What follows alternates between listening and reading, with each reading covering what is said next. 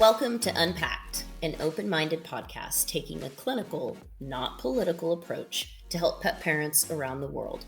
I'm Sailor Jerri, certified dog trainer, virtual dog training revolutionary, owner of Tulsa Pack Athletics, and creator of the open-minded approach.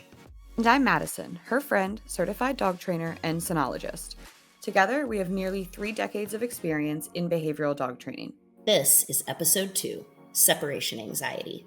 In this episode, and every episode, we will fully unpack a real case. We've been working with real owners and their very real struggles behind the scenes for months to provide this learning opportunity for everyone else out there. We're giving you a peek into our world and minds, following through with our promise of adding transparency in this industry.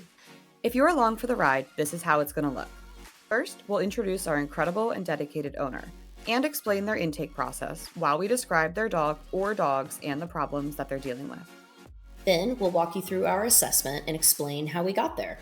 Lastly, we'll break down the management and modification plan. This is something we do a little differently. We're delivering a high-level end-goal case plan to every single owner.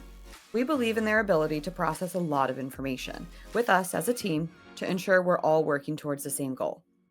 And finally, it's time to introduce you to one of the sweetest women with one of the sweetest dogs ever. It's Christina and Penelope. And oh my gosh, you guys, Penelope's to die for. She's just a little button. It's exciting to have a little dog on episode 2. I was so happy when I saw her on the website and she had submitted, because the little dogs need more representation, I think. And we mean little, guys. She's 20 pounds. She is a mini poodle, I think, mixed with a golden retriever. Which to me never makes sense. I'm like, how? But then there they are. Cute as could be. She looks like and acts quite like a mini poodle. Yeah, that was my take on it too. And I had a mini poodle growing up, and it was very much that vibe. I actually love poodles. One of the dogs that I've worked with for the longest period of time was a standard. Small for a standard, like less than 50 pounds, maybe right around 50 pounds. But I worked with him 3 days a week for 18 months. He was my Milo poodle. What I think we should stop here and tell what we know, the secret about the poodles. People don't know. Poodles are supposed to be the second smartest dogs. They're very smart. Poodles are way up there with the border collies, Aussies. They are highly intelligent. And we all know that sometimes when you're really, really smart, that can lend itself to a bit of anxiety. And some problems when they aren't given a, appropriate or full outlet for their mental capacity. Not that that's at all what we have here. But I just think that that's a common thing with poodles is that they're seen as maybe a frou-frou, ritzy dog, and they're not. They're water dogs, and they love to run and jump and train.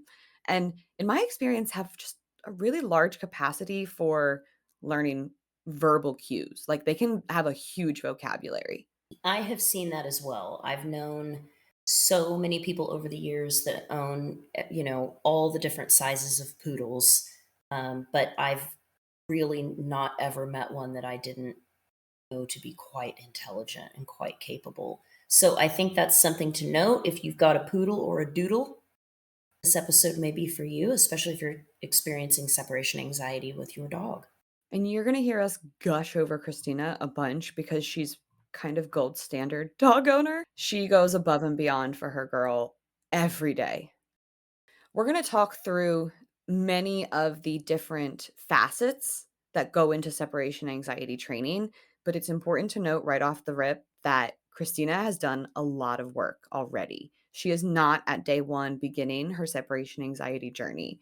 Penelope is over 2.5 years old, and she's been with Christina since she was a puppy. So this is something that they've been working through and dealing with for a long period of time.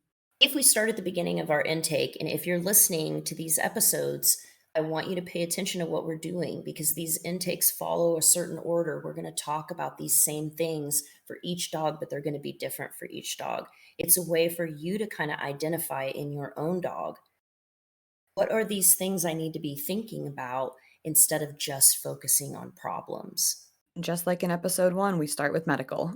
Penelope was not experiencing any immediate physical issues. Penelope has long-term food allergies, but again, Christina has done so much in terms of figuring out what medications will work well for Penelope, getting her on the right dose and balancing that with a ton of other things in her life. So her allergies are already really well managed. We didn't really have a lot to talk about medically. Christina is a wonderful, wonderful little steward for Penelope and is taking care of all of those needs, like Madison was just talking about. And so we moved on to training. And what has Christina done with Penelope? She's done quite a bit. She started immediately online with some obedience puppy training when she got her. I think it was right during the pandemic. So that was a great solution to get immediate, just obedience and puppy skills. She also did some level 2 obedience work at her local Petco, did a CGC prep class with another positive reinforcement trainer, and currently goes to agility every single week. What I love about this example is that this is common, y'all. This is common. You can have a dog that has great obedience, is a rally dog. I mean, you can have a dog that does not struggle to learn new skills in terms of agility and obedience and things like that. But then when it comes to behavior and having a balance with what the owner's looking for and who that dog is, they struggle.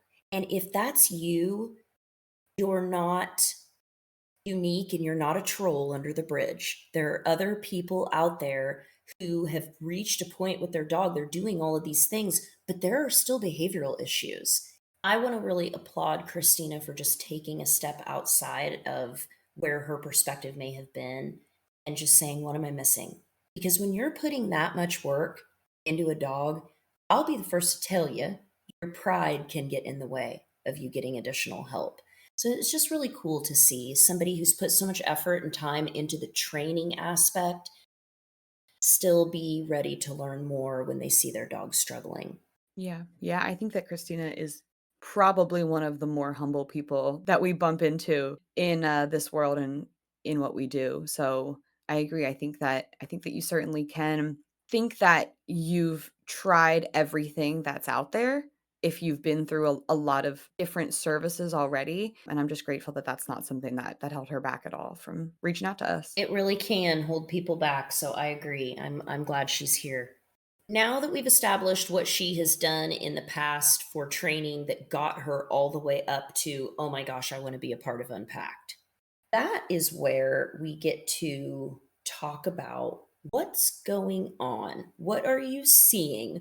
What's really happening? And this is my secret favorite part because I was a vet tech for so long. And Madison, you do these amazing like intakes with them, and then they write out a lot of this stuff.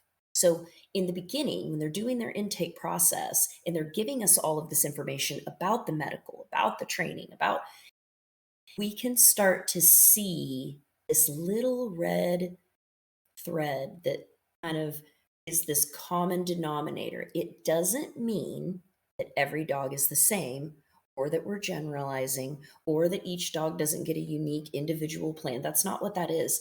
But when you see a lot of dogs, you start to be able to kind of collect data on that and you can see commonalities. So this was like my favorite part to get into and to start talking about the behavior and what she's really seeing and struggling with. For me, when we get to the behavior section of intake, I usually walk away from this portion with a word kind of floating in my head that then sticks around as I work through the rest of the information. And for Penelope, it was confidence.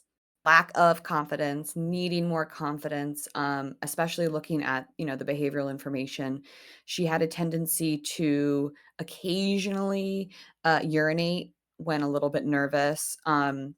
Very, very sensitive to yelling, harsh tones, things like that.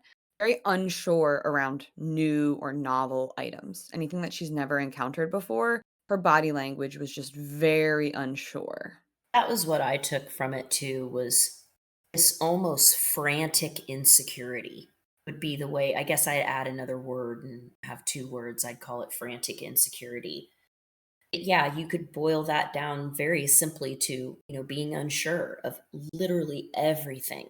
The lack of confidence, the insecurity are what really fed into the behaviors that we actually classify as, separation anxiety. The behaviors that are what prompted Christina to want to reach out to us or to even give the label of separation anxiety. Those to me come from that same source, that insecurity. That would be pacing, that would be vocalizing, that would be panting, that would be a complete inability to settle when gone.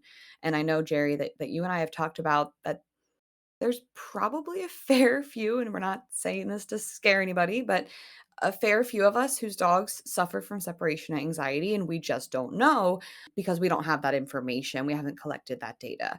I'm a crazy dog mom, next level crazy dog mom. So I obsessively watched the cameras when I first brought home my new dog and when I left to see what were his behaviors when I left. And that's how Christina was able to find out that Penelope was in a big way not okay. Would not settle the entire time she was gone, and, she has to be gone. She works and there's no reason that we talked about this with Amy's episode. Just because you have a job doesn't mean it disqualifies you from having a dog.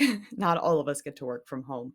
Those were the behaviors that Penelope was displaying that was genuinely worrisome to Christina because she was feeling that my dog is not okay when I'm not home. And how do we help and influence our dog when we're not there, right? That's the struggle. The term separation anxiety, I think, is pretty loaded for people. It reminds me of when people say the algorithm.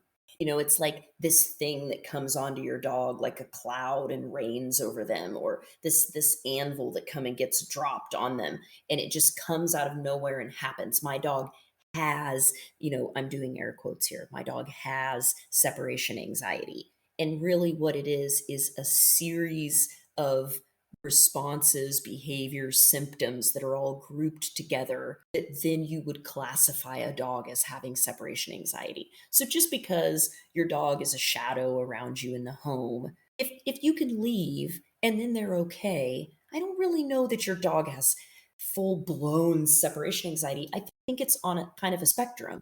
You could have a little low level separation anxiety. Those people that think that your dog is protecting you when you go to the bathroom, no, they're not. That dog doesn't want to leave your side, and so they're just following you into the toilet. And that's cute.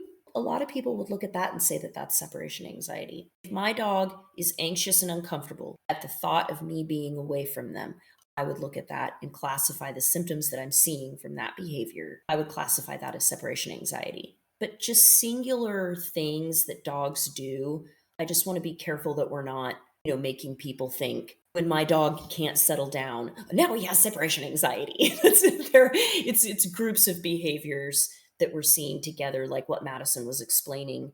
It was a lot of stuff. Just this overall lack of confidence coupled with an inability to really ever calm down. That's definitely going to lead to separation anxiety, I would think, especially in a really smart dog. Yes. Something that we drilled down on intentionally was how does Penelope react when left with somebody, another human, in her inner circle, which Christina lives alone, so this would be a family member, and Christina leaves, and Penelope is a wreck. So that tells us that we do not have an isolation panic. We don't just have a dog that has confinement issues or an isolation issue. It's really about being with Christina or not being with Christina. And again, that's really tricky. How do I train my dog when I'm not there? So let's look at all the different facets that go into separation anxiety training because there is a ton. The first, and something I would definitely consider a form of management, is determining a fulfilling and consistent routine. That is so important. Honestly, that's a gift you can give to any dog, all dogs. However, when you have a dog that is suffering from this type of separation anxiety, it's critical. It's crucial. You can't even take your first step without it. The reason you can't take your first step without it is because without consistent routine, the dog has nothing to expect. There's nothing to expect, and that within itself creates anxiety. For the listeners that have anxiety or have suffered from anxiety in the past, think about that. The worst was not knowing when, not knowing who, not knowing how, and then my brain starts to la-di-da and loop and tell myself all these things, and really smart dogs will pick up, I mean, all dogs will pick up on patterning and consistent routine, but it's such a joy to watch these brilliant little dogs just pick right up on consistent routine. And her routine for Penelope is, again, gold standard. Penelope has a walk and playtime every morning before work and again in the evening. They go to agility training just for fun every week. Dog training on a Friday night, my kind of girl. That's exactly what I was just about to say. Like, "Ooh, she's one of us, dog nerd." Something that is frequently a part of separation anxiety is working on comfortable confinement, which is having your dog contained to a kennel, a pen, a room, something like that. In this case, Penelope hasn't been kenneled for about a year and isn't destructive even when she's having symptoms of her separation anxiety. So we didn't actually see the need to reincorporate a kennel straight away. We are now still slowly conditioning her to a fabric kennel just so we could maybe have that option in the future, and because it's a really good skill to have a dog that's comfortable in a kennel. Especially if she wants to compete in any agility, she'll need to learn to be calm in a kennel ringside.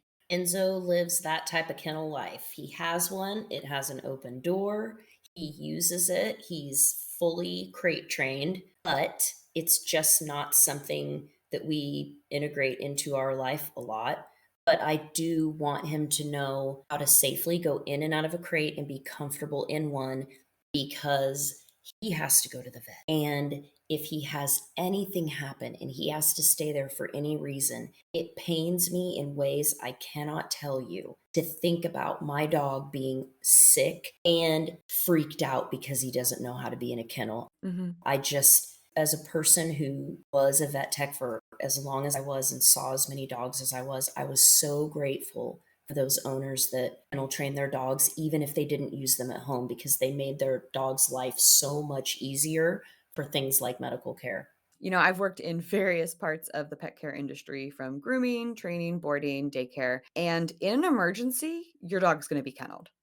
That's just what has to happen. In any emergency, grooming, daycare, your dog will be kenneled. It doesn't matter if it's a cage-free facility, emergencies happen. Mm.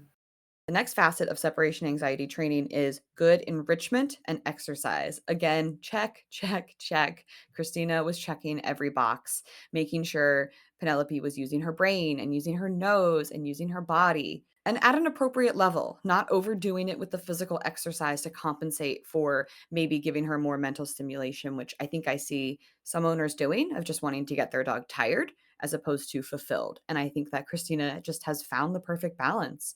And it really, gosh, guys, I can't even describe the relationship to you. It's just so perfect for the two of them. Their balance of enrichment, exercise, routine, all of it. I love how intuitive Christina is to just treating Penelope like her best friend and thinking about her needs and thinking about not just looking at her like, oh, this is my dog and she's having these behaviors and she needs to stop, which it's so easy to fall into that when you're struggling and when you're hurting and when things aren't going well. It's very easy to fall into that. So if that's you, that's okay. It's okay to be there as well. I think it's the difference between being a dog owner and being a dog guardian. And there's not anything inherently wrong with looking at your dog as something that you own. But I also think that when you kicked off the episode and called her an amazing steward of Penelope, I think that that's exactly what this is. And a lot of dogs, I think, would thrive regardless. Penelope would not. Christina and Penelope are very lucky to have each other. I've seen a lot of people that have dogs like Penelope that will weaponize that dog's behavior against them.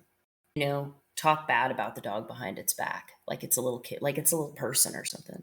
Oh, she's such a brat. Oh, she's so extra. She's so dramatic.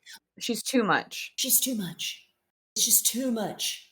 And she doesn't do that. She doesn't do that. She's never done that. It's always been, this is what's going on. What do I do to help her? I can tell that this is not right. There's something she could tell. And a lot of people do not have that insight or knowledge to look at their dog and be like, you know what? That's actually not happy. That's you, I think, having some sort of weird meltdown that looks like happiness. It takes a lot of time to investigate and to learn about body language, Yeah. and I really just want to commend her for putting in the effort to treat Penelope like her buddy. Could not agree more. The next facet of our separation anxiety training is medication. I shouldn't have sung that. That was weird. I liked it. Okay, we'll stick with it. Medication. Everyone step up to the line. Come get your cups. I think we definitely are not gonna suggest running and putting your dog on medication as an immediate solution for every behavioral situation.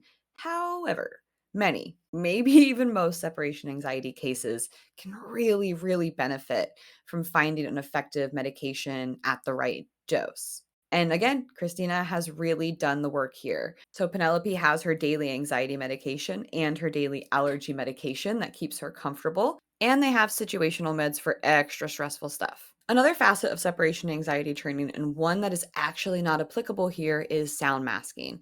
Penelope has never really been sound triggered and doesn't seem to be affected by the ambient or even upticks in the sounds around her. The next facet of separation anxiety training, and one that we wanted to start working on right away, was decompression and self soothe skills. This is something that, when we get down into our modification plan, we do it a little bit differently. Most of what I've heard on separation anxiety training has encouraged owners to not use food in training. And I think that what we've seen is by removing that phenomenal and accurate reinforcer of food, we remove the ability to communicate so clearly alternatives for our dogs and to give them really, really clear direction. So, one thing we gave Christina permission to do was to use food in training again, especially when it came to starting some stationing work and doing pre departure counter conditioning. Let's talk about decompression. If I were to break down explaining decompression really simply, what I would say is this: when you're really amped up, you need a way to calm down. If you can't do that on your own, something else has to come in and help you with that. That's a very simple way of explaining it. But you can think about it like when you are really anxious or ramped up, or even here's a really good example that a lot of people might understand. When you come home from work, you still feel that energy from the workday, and it takes you a little bit to decompress and get into your evening nighttime routine. That's an example of what we're talking about. It's communicating to Christina how she can help Penelope decompress so that she's not always at level 10, that she helps her bring that down, and that she has protocols to do that. And by building an easy to repeat protocol, a pattern, something that is just repeatable for Penelope, that gives her opportunities to self soothe, which she was not doing. She was not finding ways to calm herself down when she was getting worked up. She would pace for a long time. I call that smearing their emotions all over the place. Human beings do it too.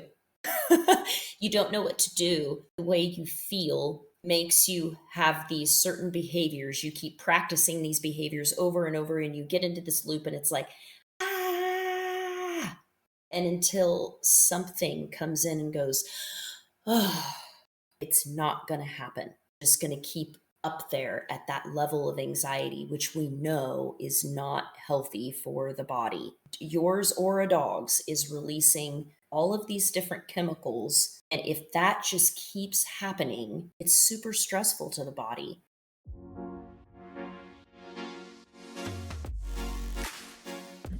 So, again, in Christina's case, she really had checked a lot of the boxes. She had made a ton of progress on her own. She just got stuck and wanted to push past. Pre-departure cue counter conditioning. I love this. I accidentally counter conditioned my dog into absolute laziness because I forget so many things inside the house. Oh, I never leave the house once. He could predict that I might go back in a few times, but he could never predict how far away from the door we get before I remember. It's too varied. And so I accidentally, by just being myself, made my dog not anxious around my departure because it was so varied and so chaotic and sporadic that he couldn't anticipate when anything was happening. Now, do I recommend that being the way that people teach pre-departure stuff? No, it's It's not a very efficient way of teaching. Okay, I'm going to need you to leave your keys inside 4 to 5 times. Forget your phone out on top of the mailbox. It happened accidentally. And then forget your water and put your keys in the refrigerator while you grab your water. Exactly.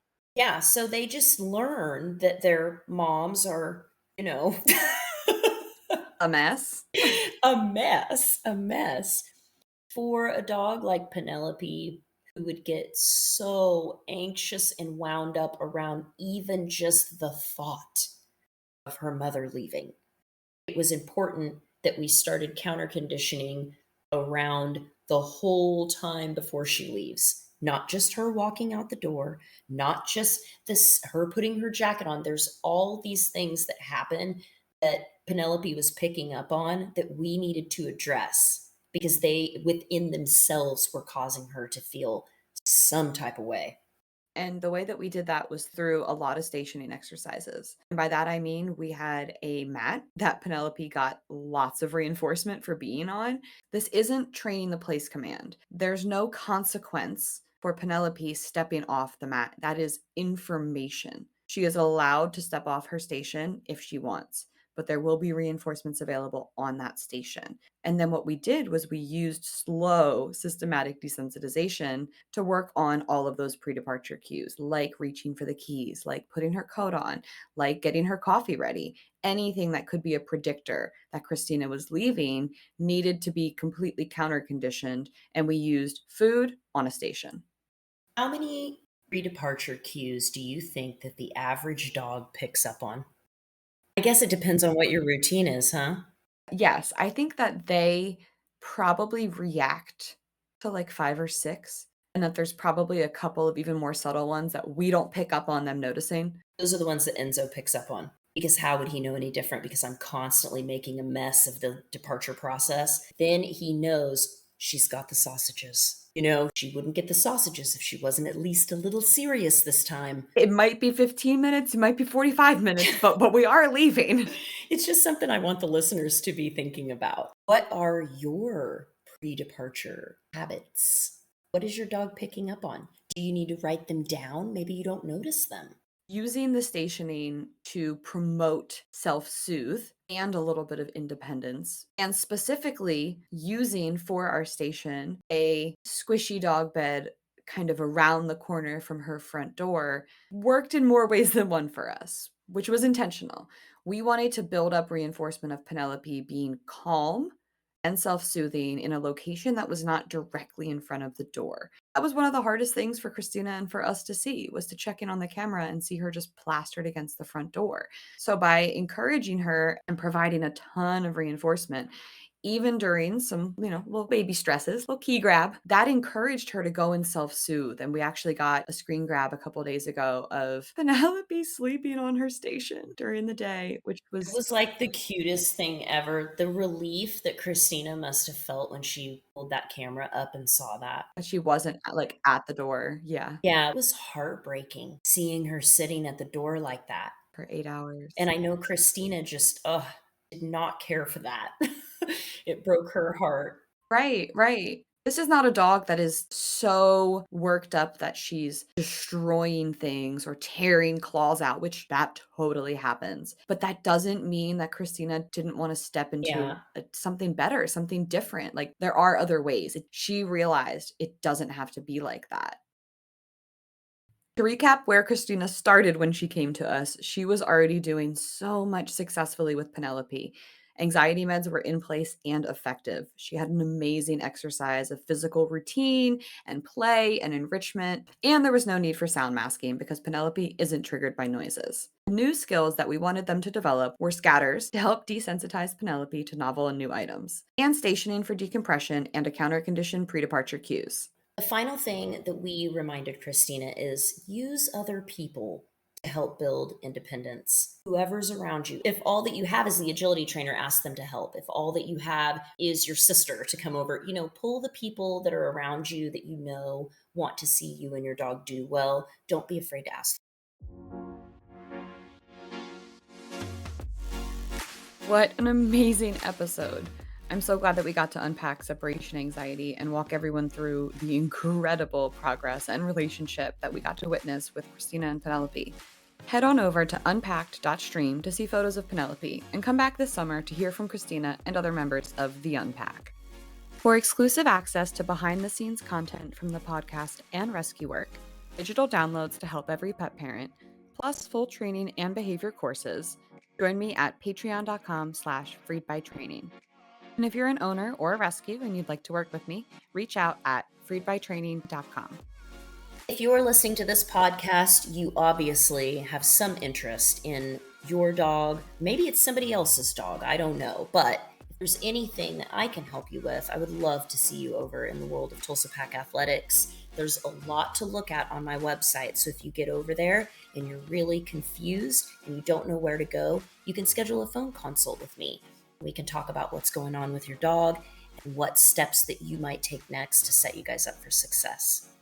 You can visit me at www.tulsapackathletics.com.